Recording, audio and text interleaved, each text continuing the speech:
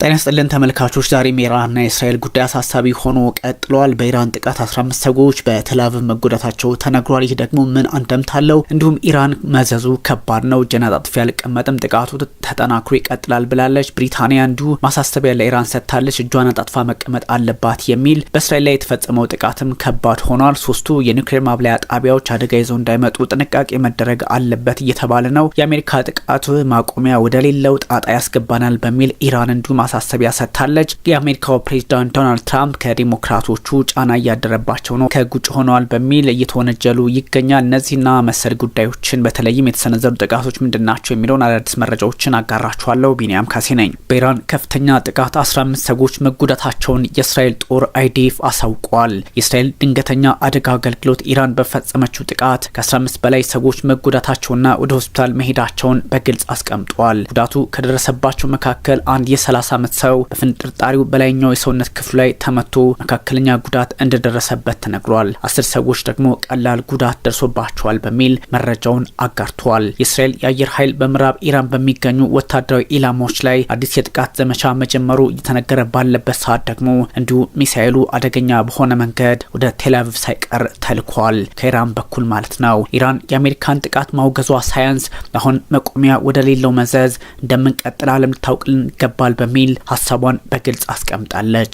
ሉዓላዊነቴ ተደፍሮ እንዲሁ አርፌ አልመለከተውም አሊያም እጄን አጣጥፌ ቁጭ አልልም ብላለች። የኢራን የውጭ ጉዳይ ሚኒስትር ሰይድ አባስ አራግቺ ናቸው ያሉት ይህን። የኢራን ጥቃት አስከፊ ነው ብሎታል። የአሜሪካን ጥቃት አስከፊ ያሉ ሲሆን ኢራን ሉዓላዊነቷን ለመጠበቅ ሁሉንም አማራጮች ትመለከታለች፣ በእጃችን ያለውን ሁሉ እንጠቀምበታለን በሚል አረጋግጠዋል። በኤክስ ገጻቸው ላይ በቱርክ እንዳሉ ነው ይህን የጻፉት። ዛሬ ማልዳ የተከሰተው ጥቃት እጅግ አሳፋሪና ማቆሚያ ወደ ሌለው መዘዝ ሊወስደን የሚችል ነው በሚል ሀሳባቸውን አጋርተዋል። ያንዳንዱና ሁሉም የተባበሩት መንግስታት አባል ሀገራት በዚህ እጅግ አደገኛ ህገወጥና የወንጀል ባህሪ ሊደናገጡ ይገባል በሚል ከመጻፋቸውን ባሻገር አንዳች መፍትሄ ዓለም ልትፈልግለት ይገባል ብለዋል። አባስ አራግቺ ያክላሉ። የመንግስታቱ ድርጅት የጸጥታው ምክር ቤት አባል ሆና በተባበሩት መንግስታት ድርጅት ቻርተር ላይ ከባድ ጥቃት ፈጽማለች። ይህ ደግሞ ዓለም አቀፍ ህግን አለመከተል ነው በሚል በቀላሉ ሀሳባቸውን ለማጋራት ሞክረዋል። አሜሪካ በተለያዩ ሀሳቦች ላይ ምክንያታዊ ነኝ እያለች ብትገኝም አሁን ባለው ሁኔታ ግን ተቀባይነቷን አታለች ተብሏል። በተለይም በኢራን ፖለቲከኞች ለድርድር የሚሆን በሩን የዘጋ አካሄድ ተከትላለችና አስቸጋሪ ምላሽ ጠብቃታል ብለዋል። ዴሞክራቶቹ ደግሞ ትራምፕን እየከሰሱ ነው። የትራምፕን እርምጃ ያለ ኮንግረሱ ፈቃድና አንዳንድ ሀሳቦች የተደረገ ጣልቃ ገብነት በሚል ያወገዟቸው ይገኛል። ኮንግረሱ ማጽደቅ የነበረበትን ጉዳይ እሳቸው በራሳቸው መንገድ ፈጽመውታል። እናም ይህ ህገወጥ ነው ተብሏል። እንደውም ፕሬዝዳንታዊ ክስ አሊያም ኢምፒችመንት ይጠበቅባቸዋል በሚል ሀሳብ እየተጋራ ይገኛል። ዴሞክራት ህግ አውጪዎች አሜሪካ የኢራን ኒውክሌር ተቋማት ላይ የፈጸመችውን ድብደባ ያለ ኮንግረሱ ፈቃድና ይሁንታ በመሆኑ እንዲሁ መወገዝ ያለበትና ህገወጥ ነው በሚል ትራምፕ ላይ ተነስተውባቸዋል። ኮንግረስ አባሏ አሌክሳንድሪያ ኦካሲዮ ኮርትስ ተጠቃሽ ናቸው። ይህ ህገ መንግስቱና የኮንግረሱን ስልጣን በከባዱ የጣሰና ለህግ አለመገዛት አሊያም ከመር ውጪ የመሆን አካሄድ ነው ብለውታል። ፍጹምና ግልጽ በሆነ መልኩ ክስ ለመመስረት የሚያስችል ነው በሚል ለትራምፕ ሶስተኛ ፕሬዝዳንታዊ ክስ ኢምፒችመንት እንዲደረግባቸው ግፊት መደረግ ተጀምሯል። ኢራን ለምን ተመታች ሳይሆን ስልጣናችን ያለ ኮንግረሱ ፈቃድ የሚል ትርጓሜ ያለው ነው። በኤክስ ገጻቸው ላይ እኙ የኮንግረስ ሰው ለትውልድ ሊከተልን የሚችል ጦርነት ለመክፈት በግዴለሽነት አደጋ ላይ ጥለውናል በሚል ሪፐብሊካኑን ዶናልድ ትራምፕ ሸንቆጥ አድርገዋቸዋል። በእርግጥም ወንጅሏቸዋል። ይህ ደግሞ ወዴትም ላይ ያደርስ ይችላል። ዓለም መፍትሄ ብትፈልግ እንኳን አሜሪካ የቤት ስራዋ ከባድ ሆኖ ይቀጥላል የሚል ሀሳባቸውን አጋርተዋል። ሌላኛዋ የአሜሪካ የኮንግረስ አባሏ ረሺዳ ታላይም የአሜሪካ ህገ መንግስትን በግልጽ መጣስ ነው ብለውታል። ድርጊቱን አውግዘውታል። ኮንግረሱ በአስቸኳይ ጣልቃ መግባት አለበት፣ ኢንተርፌረንስ ኢዝ ኔሰሰሪ የሚል ሀሳብ ሰጥተዋል። በመካከለኛው ምስራቅ ለበርካታ አስርተ ዓመታት የተካሄደው ጦርነት ማብቂያ የሌለው የት እንደደረሰን አይተናል። ሁሉም በጅምላ ጨራሽ መሳሪያ ውሸት ላይ የተመሰረተ ነበር።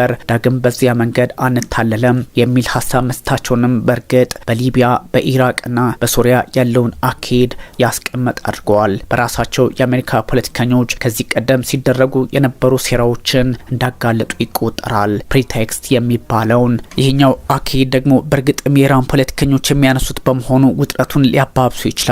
በአሜሪካ ፖለቲካ ውስጥ ዴሞክራቶችና ሪፐብሊካኖች ተከፋፍለው ውጥረት ውስጥ የሚገቡበትን አጋጣሚ ሊፈጥር ይችላል ተብሏል። ትራምፕ የኢራንን ያለ ኮንግረስ ይሁንታ ደብድበዋል። ይህ ደግሞ አስቸጋሪ አስቸጋሪ ነው። በዛ ላይ ኒውክሌር ጣቢያዎችን የሚል ሀሳብ እየወጣ ነው። በህገወጥ መንገድ ወደ መካከለኛው ምስራቅ ጦርነት ወስደውናል የሚል ሀሳብ እነዚህ ሰዎች እያጋሩ ይገኛል። እናም የአሜሪካን ፖለቲካ ውጥንቅጡን ያወጣዋል የሚባለውም ከዚህኛው አንጻር እንደሆነ ይነገራል። አሜሪካ በኢራን የኒውክሌር ተቋማት ላይ ለፈጸመችው ጥቃት ዋጋዋን ትከፍላለች በሚል ሀሳብ እየሰጠ የሚገኘው የኢራን ጦር አሊያም IRGC ምናልባት እጁን አጣጥፎ እንደማይቀመጥ ግልጽ ሆኗል። ኢራን አሜሪካ ለፈጸመችባት ጥቃት ምላሽ እንደምትሰጥ ሳይታለም የተፈታ ነው። 2020 ላይም ያደረገችው ስለሆነ እንዲሁም በኢራንና ኢራቅ ጦርነት ከ1981 እስከ 88 በነበረው ያረጋገጠችው ስለሆነ አሜሪካ ሌሊቱን በኢራን የኒውክሌር ተቋማት ላይ በሶስቱ ላይ ከባድ ጥቃት ፈጽማለች። ከሶስት ስልታዊ ምርጫዎች አንዱን መምረጥ ኢራን ይጠበቅባታል በሚል ፖለቲካዊ ተንታኞች ሀሳባቸውን እያስቀመጡ ይገኛል። እንዲሁ አርፎ መቀመጥ፣ በጠንካራና ፈጣን ምላሽ መስጠት፣ ጊዜ ጠብቆና ሁኔታውን ግራና ቀኝ አጣርቶ ጥቃት መሰንዘር የሚሉት ጉዳዮች ይገኙበታል። ይህ ደግሞ እስከምን ሊያራምድ ይችላል? አሁንም በጥያቄ ውስጥ የሚታለፍ እንጂ ውስብስብ የፖለቲካ አንደምታ እንዳለው በግልጽ የሚያስቀምጥ ያደርገዋል። ዓለም ላይ አሁን በዚህ ሁኔታዎች የሚቀጥሉ ከሆነ አሜሪካ ለፈጸመችው ጥቃት ዋጋ የማትከፍልበት እድልም ሆነ አጋጣሚ አይኖርም እየተባለ ይገኛል። የአሜሪካ ፖለቲከኞችን በራሳቸው መንገድ ሀሳባቸውን ለማስቀመጥ ቢሞክሩም በተለይም ፕሬዚዳንት ዶናልድ ትራምፕ በማናለብኝነት ጥቃት አሰንዝረዋል በሚል መከሰሳቸው አስቸጋሪ ያደርገዋል። የኢራንና የእስራኤል አሁናዊ ሁኔታዎች በተለያዩ የፖለቲካ አጋጣሚዎችና መረጃዎች አሳሳቢም እየሆኑ መጥተዋል። የኢራን አቶሚክ ኢነርጂ ባለስልጣን አሜሪካ በሀገራቸው የኒውክሌር ጣቢያዎች ላይ ባደረሰችው ጥቃት ጨረር ምንም አይነት ችግር እስካሁን አልፈጠረብንም ብለዋል። ኢራን ባስወነጨፈችው ሚሳኤል ደግሞ ከ15 በላይ ሰዎች መጎዳታቸው እንዲሁ አይዴፍ በግልጽ አስቀምጧል። ይህ ደግሞ ቀላል የሚባል አይደለም። አሜሪካን ባሳተፈው ጥቃት እስራኤል ተጠቃሚ ሆናለች ለማለት ዛሬ አደጋች ባይሆንም በግልጽ ደግሞ ውጥረቱን ሌላ መልክ የሚያሰጠው አድርጎታል። ይህ ሁኔታ በምን መቋጨት አለበት? አስቸጋሪ ነው። የኢራን ኮረም ሻህር 4 ባለስቲክ ሚሳኤል ደግሞ ከባዱን ጥቃት በእስራኤል ላይ መፈጸሙ እንደሚቀጥል እየተነገረ ነው። ኢራን ከምትተማመንባቸው ልክ እንደ ሳጂድ አይነቶቹ ሚሳኤሎች ነው። ግዙፍ ይባልለታል። ባለስቲክ ሚሳኤሎች ውስጥ አንደኛውን ማስወንጨፍ የሀገሪቱ ሚዲያ ከመዘገቡ ባሻገር ይህ ጥቃት ደግሞ በዳዊት ቤንጎሪዮን አየር ማረፊያ ሳይቀር አስቸጋሪ ውጥረት ፈጥሯል ተብሏል። የኢራን ጥቃት በእስራኤል ከባድ ሆኗል። የእስላማዊት ኢራን አብዮታዊ ዘብ ኃይል IRGC የእስራኤልን ጦር ሰፈርና አየር ማረፊያ ኢላማ ማድረጉን በዚሁ ማስቀመጡ ይታወሳል። ቤንጎሪዮን አየር ማረፊያን ጨምሮ የማዘዣና መቆጣጠሪያ ማዕከላትን መትቻለሁ ብሏል IRGC።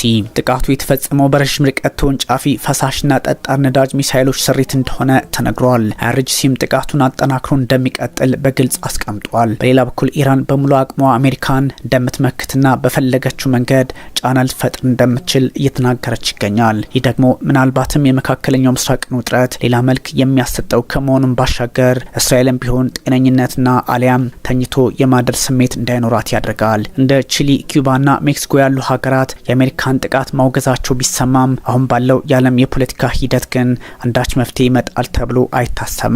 በግራም በቀኝም ያሉ ፖለቲከኞች በራሳቸው ሀሳብና መንገድ ሁኔታውን የመቆጣጠር ፍላጎት እንዳላቸው ይነገራል። ዶናልድ ትራምፕ ከሰላም ውጪ ጦርነት ለዓለማችን አያስፈልግም የሚል አቋም ነበራቸው። አሁን ግን ያን ሁሉ ረስተውት ለምን ወደዚህኛው ጦርነት ተጎተው ገቡ የሚል ጥያቄ ይነሳል። ያው ሰላም ፈጣሪ ነኝ በሚል ንክን አሜሪካ ግሬገን ማጋ በሚል ራሳቸውን ከፍ ቢያደርጉም እንደተለመደው ጦርነት ውስጥ ገብተዋል። ስልጣን ከያዙ ወዲህ መንገዳቸውን በመካከለኛው ምስራቅ ሰላም ከማምጣት ያራቁ ሄደዋል። ምናልባት ከሁቲዎች ጋር የነበረውን ጉዳይ መቋጨት ችሏል በሚል በርካቶች ቢያንቆላብሷቸውም አሁን ባለው ሁኔታ ግን አስቸጋሪ አካሄዱ ተፈጥሯል። ይህ ሁኔታ ለዓለማችን ሰላም የማያመጣ ከመሆኑም ባሻገር በ15 ቀናት ውስጥ ወስናለው ያሉት ሰው በ2 ቀናት ውስጥ ይህን መፈጸማቸው አደገኛ አካሄድ አድርጎባቸዋል። ምናልባትም የኢራን ፖለቲከኞች ተጠራጣሪና ለሚቀጥሉት የዲፕሎማሲ ስራዎች አስቸጋሪ እየሆኑ እንደሚሄዱ ግምት ውስጥ ለማስገባት ለበርካቶች በር የከፈተ ሆኗል።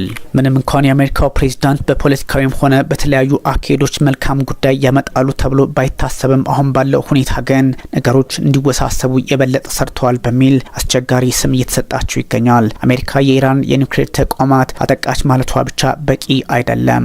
ፎርዶ ጥቃት ከተሰነዘረባቸው አደገኛውን ሁኔታ ነገ ከነገ ወዲያ በተለይም ከጨረራ ጋር ሊያመጡ ይችላሉ የሚለው በርካቶች በስጋት መልክ እንዲመለከቱት አድርገዋል። ይህ ደግሞ በእርግጥም አስቸጋሪውን የዓለም ሁኔታ በአሜሪካ ቦምብ መቀየር እንደማይቻል በግልጽ ያስቀመጠ ሆኗል። ምናልባትም ዶናልድ ትራምፕ ስማቸው በወርቅ መዝገብ ሊመዘገብላቸው ይችላል፣ ሊጻፍላቸው ይችላል ቢባልም የተለያዩ ሀሳቦች በተለያዩ አጋጣሚዎች ይወጡ በሚገኙበት አጋጣሚ ኢራን ተመታ ዝም እንደማትል በግልጽ ማስቀመጧ የውጥረቱን አካሄድ በግልጽ እንዲሁ ሊያስመለክት ይችላል እየተባለ ይገኛል። የአሜሪካ ፖለቲከኞችም እርስ በርስ በጉዳዩ ላይ አለመግባባታቸው ውጥረቱን መልኩን ይቀይረዋል። ጠቅላይ ሚኒስትር ቤንያሚን ኔታንያሁ በፖለቲካው ረገድ አሁን ተጠቃሚ ሆነዋል ቢባልም ኢራን እጇን አጣጥፋ እንደማትቀመጥ በግልጽ እያሳየች ነው። ለዚህ ደግሞ አስቸጋሪው ምላሽ ከራሳቸው ከጠቅላይ ሚኒስትር ቤንያሚን ኔታንያሁ ብቻ ሳይሆን ከዓለም ፖለቲካ ይጠበቃል እየተባለ ይገኛል። በእርግጥ የዓለማችንን ፖለቲካ ከሚያጎናብዱ ጉዳዮች መካከል ማን ላይ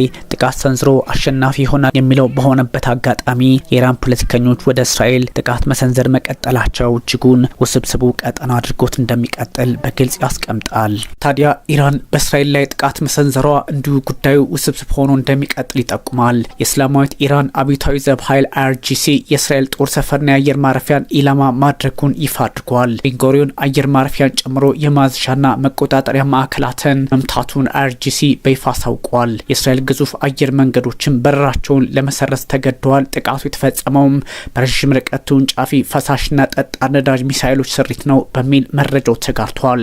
በሌላ በኩል ኢራን ሙሉ አቅሟን አሜሪካን እንደምትመክት የተዘጋጀች መሆኑን በግልጽ አስቀምጠዋል። የኢራን የውጭ ጉዳይ ሚኒስትር የአሜሪካ ድርጊት ዓለም አቀፍ ጥሰት ነው ያለ ሲሆን እንዲህ አይነቱን ጥቃት የመመከት መብቱ ቴህራን አላት በሚል አረጋግጧል። ዓለም መርሳት የሌለባት በድርድር መሃል ዲፕሎማሲን ገደል የከተተችው አሜሪካ መሆኗን ነው የሚል መግለጫም የውጭ ጉዳይ ሚኒስቴሩ ሰጥቷል። እስራኤልን በመደገፍ በኢራን ላይ አሜሪካ ጦር አውጃለች በሚልም ከሷል። የሀገሪቱ የውጭ ጉዳይ ሚኒስቴር ብሪታንያ በጥቃቱ ላይ ባልሳተፍበትም በጉዳዩ ላይ ግን እውቅና አለኝ የሚል መረጃ ማጋራቷም አነጋጋሪ ሆኗል። አራግቺ አሜሪካ ዲፕሎማሲዋን ዋጋ እንዳሳጣችውም በግልጽ ለማስቀመጥ ሞክረዋል። ይሄኛው የፖለቲካ ውጥረት ተባብሶ በቀጠለበት አጋጣሚ የአሜሪካ ፖለቲከኞች መፍትሄ ለማምጣት እጅጉ አስቸጋሪ ጊዜ ላይ ደርሰዋል ቢባልም ራሳቸው ዶናልድ ትራምፕ ደግሞ በእስራኤል ጉዳይ አልደራደርም የሚል አቋም ማራመድ ጀምረዋል። የብሪታንያ ዜጎች ከእስራኤል ለመውጣት ዝግጅት ላይ መሆናቸውን እንዲሁ መነገሩ በግልጽም ውጥረቱ ተባብሶ ሊቀጥል እንደሚችል ፍንትጉ አድርጎ ያሳያል። የአሜሪካ ጥቃት የዓለም አቀፍ ሕግ ጥሰት ነው በሚል የኢራን አምባሳደር በብሪታንያ የሚገኙት በግልጽ አስቀምጠዋል።